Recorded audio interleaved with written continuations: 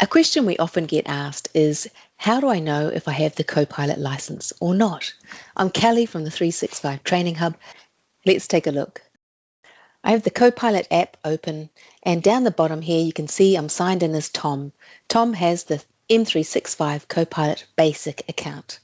Tom doesn't have the license. Another giveaway is that the area up here is blank.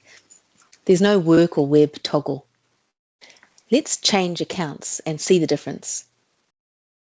I'm now logged in as Sophie. Sophie has the license. You can see in her account it's got M365 Copilot Premium. And also, Sophie has the work web toggle. Sometimes this says the words work and web, but here it's a briefcase for work and a globe for web. When Sophie has the work icon on, it means she has access to her Microsoft 365 account.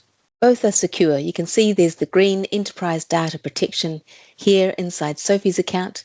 Everything she does in here is secure and tied into her account. Now, I've just switched back to Tom's. I want to show you something here. Tom is on the basic account, but he's signed into his Microsoft account. And he also has the green shield of protection. So whatever Tom puts into here, if he uploads files, they do not go anywhere.